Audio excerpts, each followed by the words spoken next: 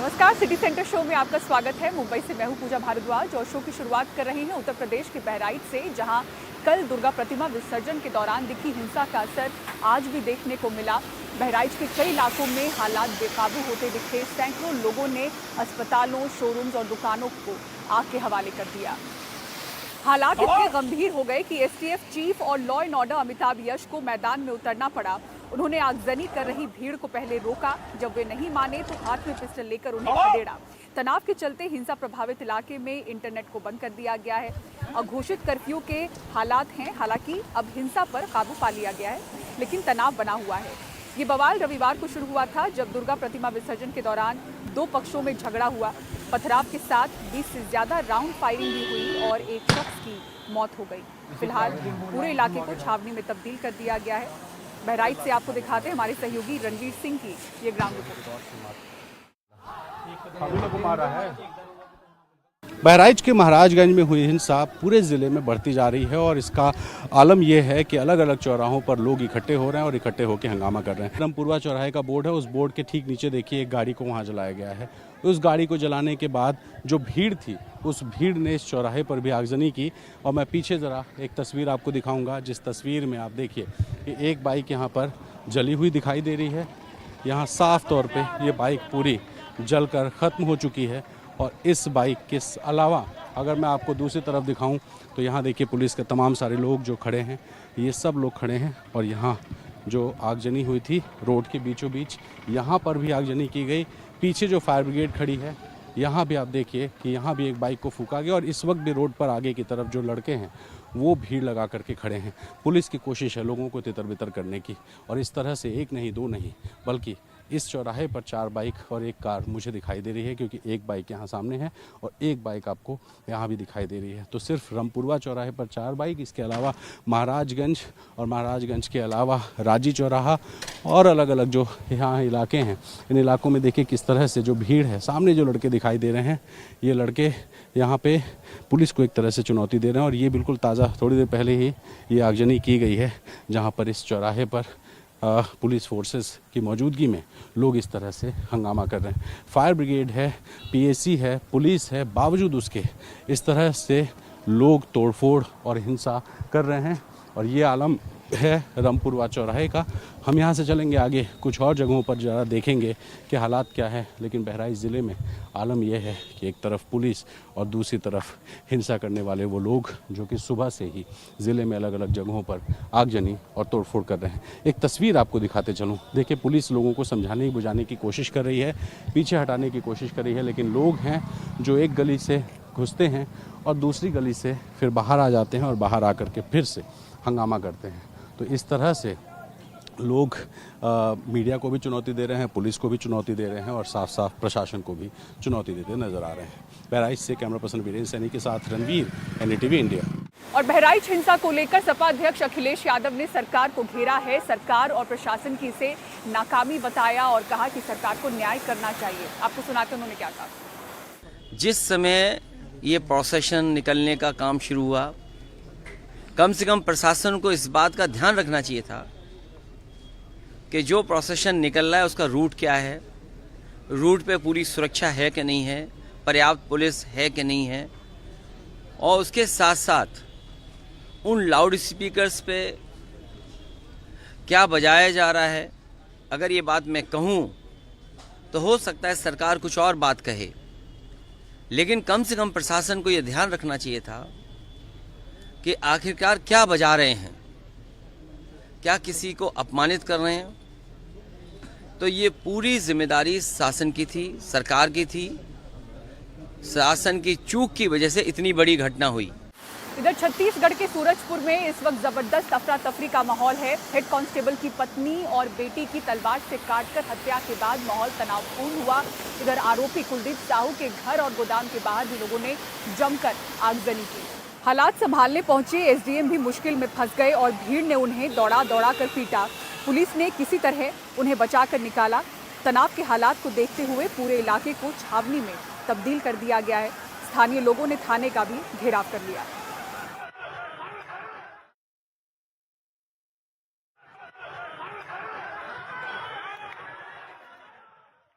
सूरजपुर से एक दिल दहला देने वाली घटना सामने आई है, जहां पर एक कोतवाली थाने में पदस्थ एक हेड कांस्टेबल की पत्नी और उसकी नाबालिग बच्ची को अगवा करके शहर से लगभग 5 किलोमीटर की दूरी में उनकी निर्मम तरीके से हत्या कर दी गई। जहां पर हत्यारा जो है वो जिला बदर का आरोपी है, जिससे लोग परेशान है, वही पुलिस के लिए भी वो सरदर्द बन गया है। घटना की शुरुआत कल रात से हुई, जहां पर एक बिरयानी की दुकान में एक आरक्षक वो बिरयानी लेने गया हुआ था, जहां पर उसने जो आरोपी है उसने उसके ऊपर तेल डाल दिया। उसके बाद जब पुलिस उसको पतासाजी करने के लिए, उसको खोजने के लिए टीम बना रही थी, इसी दौरान जब पुलिस उसको सड़कों पर खोज रही थी तो वो जो हेड कांस्टेबल तालिब शेख है, उनकी पत्नी और नाबालिग बच्ची को अगवा करके लगभग शहर से 5 किलोमीटर दूरी पर उसकी निर्ममता से हत्या कर देता है और फरार हो जाता है।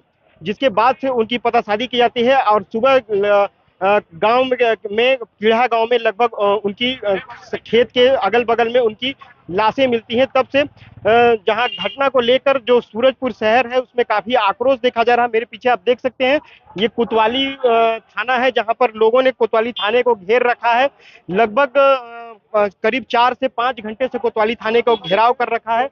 वहीं पर आप ये मैं इधर दिखाना चाहूंगा, इसके ठीक सामने इधर जो आरोपी कुलदीप साहू है उसका घर है, जहां पर आक्रोशित लोगों ने उसके घर में भी काफी तोड़फोड़ की है और घर में आगजनी तक कर दी है। अब ऐसे में जो पुलिस है, पुलिस के लिए ये काफी चुनौती है कि अपराधी को पकड़ना एक चुनौती है, वहीं जो आम लोगों के गुस्सा है उसको भी शांत करना पुलिस के लिए एक बड़ी चुनौती साबित हो रही है। इमाम हसन, एनडीटीवी, सूरजपुर। और अब आइए बात करते हैं बाबा सिद्दीकी हत्याकांड की। इस मामले में तीनों आरोपी धर्मराज, गुरमैल और शिवा जिस मकान में किराए पर रह रहे थे, वहां के लोगों का कहना है कि तीनों ही रात में बाइक पर बैठकर निकल जाया करते थे। 1 से 1.5 महीने से यहाँ रह रहे थे और क्या कुछ अहम जानकारियां उन्होंने दी, पारस धामा की इस रिपोर्ट में आपको दिखाते हैं। बाबा सिद्दीकी हत्याकांड मामले में लगातार नई जानकारी सामने आ रही है। ऐसे में जो तीनों आरोपी हैं, उन्होंने 2 सितंबर को मुंबई के कुर्ला इलाके में एक चौल में एक मकान भाड़े पर लिया था, जिसका किराया 14,000 रुपये था। और यहीं कुर्ला इलाके से वो लगातार बांद्रा जाते थे और बांद्रा में बाबा सिद्दीकी के बेटे ज़ीशान सिद्दीकी के ऑफिस की रेकी करते थे। पूरी दिनचर्या बाबा सिद्दीकी की क्या होती थी उसके बारे में मालूमात करते थे। 1 महीने तक लगातार ये सिलसिला चला और उसके बाद परसों रात 9:30 बजे इन 3 आरोपियों ने एक अन्य और आरोपी के साथ मिलकर इस पूरी वारदात को अंजाम दिया। जहां पर ये तीनों आरोपी रहते थे वो एक छोटा सा 10 बाय 10 का मकान है, जो कि कुर्ला की एक चौल में स्थित है। अगर आप देखें तो घर जो है वो पूर्ण तरीके से अस्त व्यस्त दिख रहा है। यहाँ पर लोगों की चप्पलें हैं, जो बेड्स हैं वो आप देख सकते हैं, साथ ही साथ जो कपड़े हैं वो वैसे के वैसे यहाँ पड़े हुए हैं। साथ ही अगर आप देखें तो कहीं भी आपको कोई बर्तन नहीं दिखेगा। मतलब ये लोग यहाँ पर रहते ज़रूर थे, मगर कहीं ना कहीं बाहर रहते थे, सिर्फ सोने के लिए आते हो उस तरीके का प्रतीत हो रहा है यहाँ पर। साथ ही साथ कुछ ही देर पहले क्राइम ब्रांच के जो पुलिस हैं वो यहाँ पहुँची थी। मुंबई क्राइम ब्रांच की जो यूनिट है, उनके अधिकारी है वो यहाँ पर तफ्तीश करके गए हैं। साथ ही साथ जो अगर आप देखें पूरा घर तो बेहद छोटा घर है। आसपास जो है वो पूरा जो इलाका है वो बेहद सकड़ा है और यहाँ पे जो लोग रहते हैं वो भी ये कह रहे हैं कि उनको इस बारे में जानकारी नहीं थी कि ये तीनों जो हैं इस तरीके के होंगे और इस तरीके की वारदात को अंजाम देंगे। इस पूरे मामले में बहुत सारी परतें जो हैं वो अभी खुलना बाकी हैं। वहीं एक और महत्वपूर्ण चीज़ इस पूरे मामले में सामने आई है कि रेकी के लिए ये लोग बाइक के साथ साथ रिक्शा का भी इस्तेमाल करते थे। वहीं जब ये पूरा हादसा हुआ उस समय वे रिक्शा में गए थे तीनों अपराधी और वहाँ जाकर इस पूरे वारदात को उन्होंने अंजाम दिया था। और दिवाली पर दिल्ली वाले पटाखे नहीं फोड़ पाएंगे। दिल्ली सरकार ने 1 जनवरी तक पटाखों के उत्पादन, भंडारण और बिक्री पर रोक लगा दी है। दिल्ली सरकार ने आदेश जारी कर इसकी जानकारी दी। दिल्ली सरकार के पर्यावरण मंत्री गोपाल राय द्वारा जारी किए गए पत्र के मुताबिक वायु प्रदूषण की रोकथाम और नियंत्रण अधिनियम 1981 की धारा 31A के तहत दिल्ली के एनसीटी में विनिर्माण, भंडारण, बिक्री, ऑनलाइन मार्केटिंग प्लेटफॉर्म के माध्यम से डिलीवरी सहित और सभी प्रकार के पटाखों को फोड़ने पर प्रतिबंध लगाए जा रहे हैं। इसी खबर पर ज्यादा जानकारी दे रहे हैं हमारे सहयोगी अतुल रंजन। दिवाली अब दूर नहीं है और इसी को देखते हुए दिल्ली सरकार ने दिल्ली में पटाखों पर बैन जो है उसे आगे बढ़ाने का फैसला किया है। सरकार का यह जो कदम है वो पटाखों से जो होने वाले प्रदूषण है उनके रोकथाम के लिए किया गया है। यानी अब कोई भी दिल्ली में 1 जनवरी 2025 तक पटाखे नहीं जला सकता। और जलाना ही नहीं, सरकार ने जो पटाखे की जो मैन्युफैक्चरिंग होती है, स्टोरेज है, बिक्री है, सभी पर एक तरह से जो है एक ब्लैंकेट बैन लगा दिया है। और ये पाबंदी जो है वो ऑनलाइन प्लेटफॉर्म्स जो है उन पे भी लागू होगी, यानी पटाखे ना आपको मार्केट में मिलेंगे और ना ही आपके फोन या लैपटॉप पर आप जो ऑनलाइन शॉपिंग करते हैं वहां भी आपको नहीं मिलेंगे। दिल्ली सरकार का ये जो फैसला है इसकी सितंबर के महीने में इसकी एडवांस घोषणा कर दी गई थी हालांकि, और सरकार का जो ये मानना है कि ठंडी के मौसम में प्रदूषण का स्तर अपने आप बढ़ा रहता है और पटाखे जो हैं वो कहीं ना कहीं इस बढ़ोतरी में एक खतरनाक योगदान देते हैं। दिल्ली सरकार के जो मंत्री है गोपाल राय, उन्होंने इस बैन की घोषणा करते हुए कहा कि दिल्ली सरकार का जो 21 बिंदु वाला जो विंटर एक्शन प्लान है, पटाखों पर बैन उसका एक महत्वपूर्ण हिस्सा है। और साल 2017 से ही दिल्ली में पटाखों पर एक बैन लगा हुआ है। हालांकि उसके एक साल बाद 2018 में सुप्रीम कोर्ट ने जो ग्रीन पटाखे हैं उनको एक्सेप्शन दिया था, लेकिन उसके 2 साल बाद यानी साल 2020 में दिल्ली सरकार ने जो है उस एक्सेप्शन को खत्म कर दिया और हर तरह के जो पटाखे हैं उनकी खरीद, बिक्री और इस्तेमाल पर जो है बैन लगा दिया। और कहीं ना कहीं सरकार जो है वो प्रदूषण पर एक सख्त रुख अपना रही है। आज मंत्री गोपाल राय ने पीतमपुरा के स्पोर्ट्स कॉम्प्लेक्स बना रहे एक बिल्डर पर 50,000 का जुर्माना इसलिए लगवाया क्योंकि बिल्डर जो है वो एंटी डस्ट नियम जो है उनका उल्लंघन करता हुआ पाया गया। यानी सरकार जो है वो सर्दियों से पहले प्रदूषण के रोकथाम के लिए एक्शन में दिख रही है। नई दिल्ली से अतुल रंजन, एनडीटीवी इंडिया। और भाई आपको दिखाते हैं किस तरह से भोपाल में एनजीटी के आदेशों का सरेआम उल्लंघन किया जा रहा है। सड़कों के किनारे होटल, रेस्टोरेंट के बाहर सुलगती भट्ठी, तंदूर, धुआं उगल रहे हैं, जिससे न सिर्फ वायु प्रदूषण बढ़ रहा है बल्कि सेहत के लिए भी ये खतरनाक है। जहांगीराबाद भट्ठी गैर कानूनी, बुधवारा भट्ठी गैर कानूनी, एमपी नगर भट्ठी गैर कानूनी, जिंसी चौराहा भट्ठी गैर कानूनी। भोपाल के हजारों होटलों और रेस्टोरेंट के तंदूर में साल भर पहले दिया एनजीटी का आदेश राख में तब्दील हो रहा है। अक्टूबर 2023 में एनजीटी ने कहा था खुले में कोयले लकड़ी का तंदूर नहीं जलेगा। फिर 2 महीने में 30 से ज्यादा रेस्टोरेंट और होटल के खिलाफ कार्रवाई हुई, लेकिन फिर कार्रवाई की आग ठंडी पड़ गई और तंदूर सुलग गए। ARAI पुणे की रिसर्च के मुताबिक भोपाल में धूल प्रदूषण बढ़ाने में सबसे ज्यादा 62.2% जिम्मेदार है, जबकि परिवहन से 13% तक प्रदूषण फैल रहा है।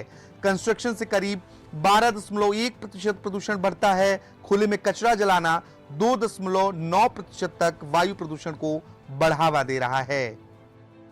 अधिकांश केसेस में जो है वो लकड़ी के या पत्थर के कोयले उपयोग में लाए जाते हैं। इनको जलाने से ग्रीन हाउस गैसें उत्पन्न होती हैं। अब ग्रीन हाउस गैसें कौन कौन से हो गई? यदि कम मात्रा में ऑक्सीजन है तो पहले कार्बन मोनोऑक्साइड बनती है, कार्बन डाइऑक्साइड बनती है, मीथेन गैस बनती है इससे, और डाईऑक्सेन बनती है गोबर के कंडों से। लगभग सभी अवयव ऐसे होते हैं कि कम ऑक्सीजन में आपको चक्कर आ सकता है, लेकिन यदि ज़्यादा मात्रा यूज़ होती है कि आपकी मृत्यु भी हो सकती है। ये तो हमारे आपके स्वास्थ्य के लिए हानिकारक चीज़ें हैं। लेकिन जो आपने कहा कि वायुमंडलीय इनके लिए क्या नुकसान हो रहा है, ये सीधे तौर पर ग्रीन हाउस गैसों को बढ़ाते हैं और जलवायु परिवर्तन का या ग्लोबल वार्मिंग का सीधा कारण होते हैं। मॉनसून की विदाई के साथ शहर में एयर क्वालिटी 138 तक पहुंचने लगी है। हवा की सेहत सुधारने के लिए भोपाल नगर निगम ने 2020 से 2023 तक 178 करोड़ रुपए खर्च कर डाले, लेकिन खास परिवर्तन देखने को नहीं मिला। निगम अब फिर कार्रवाई की बात कर रहा है। एनजीटी का ये निर्देश है कि जो कोयले या ये सब जो भी हैं, ये फ्यूल्स हैं, इनसे कोई भी भट्टी नहीं जलनी चाहिए, जो तंदूर की भट्टियाँ जनरली जलती हैं, और इलेक्ट्रिक तंदूर वगैरह का यूज़ होना चाहिए जिससे पॉल्यूशन ना हो। तो नगर निगम समय समय पर इनके खिलाफ कार्रवाई भी करता रहता है जहाँ पे जैसी भी शिकायत मिलती है, और आगे भी हम इस कार्रवाई को जारी रखेंगे।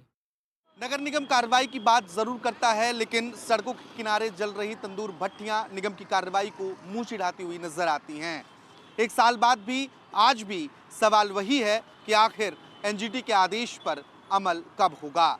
भोपाल से कैमरा पर्सन राजू बाथम के साथ आकाश द्विवेदी, एनडीटीवी।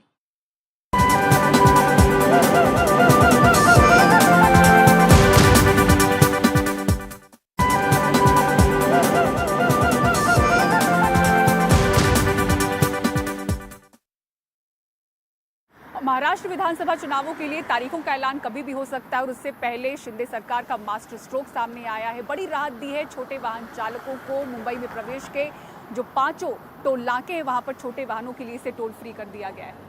ये नियम आज रात 12 बजे से लागू हो जाएगा। विधानसभा चुनाव की आचार संहिता लागू होने से पहले इसे महायुति सरकार का मास्टर स्ट्रोक माना जा रहा है। हल्के मोटर वाहनों से 45 रुपये टोल वसूला जाता है और इस फैसले से बड़ी राहत मिलेगी। मुंबई में प्रवेश करने के ये 5 टोल बूथ हैं: Vashi, Dahisar, Mulund LBS road, Mulund eastern express highway और एरोली।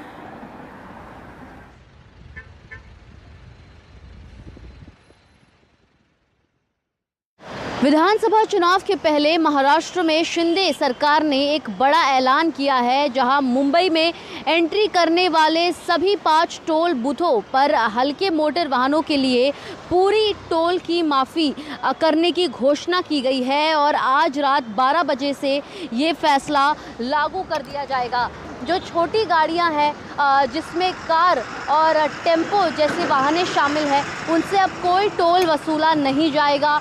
महज जो बड़ी और भारी वाहनें हैं उनके लिए ये नियम जो है वो लागू नहीं होगा। इस घोषणा के बाद जो छोटे वाहन चालक सभी 5 टोल बूथों पर कोई टोल नहीं देंगे और मुंबई के जो 5 प्रमुख एंट्री पॉइंट्स हैं, जिसमें दहिसर टोल नाका, आनंद नगर टोल नाका, वैशाली टोल नाका, मुलुंड टोल नाका जहां पर हम मौजूद हैं और एरोली क्रीक ब्रिज, इन तमाम 5 जो टोल बूथ हैं यहाँ से कोई पैसे, कोई शुल्क लोगों से नहीं लिए जाएंगे। और ऐसे में एक और जहाँ मनसे इस पूरे निर्णय को लेकर ज़ोरदार जश्न मना रही है और इसका पूरा श्रेय अपने आप को दे रही है, क्योंकि मनसे और दूसरी और आदित्य ठाकरे की शिवसेना दोनों ने ही लगातार मुंबई के सभी टोल नाकों पर छोटे वाहनों के लिए टोल माफ़ी की मांग की थी।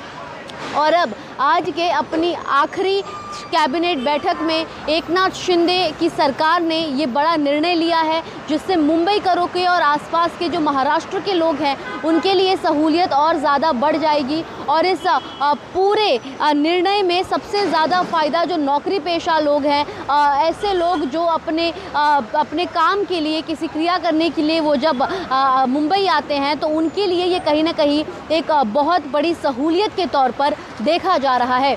मुलुंड टोल नाका से कैमरा पर्सन राजेंद्र दयालकर के साथ सुजाता द्विवेदी, NDTV इंडिया के लिए। और सिटी सेंटर शो में इतना ही। पूरी टीम को दीजिए इजाजत। खबरों के लिए देखते रहें NDTV इंडिया। नमस्कार।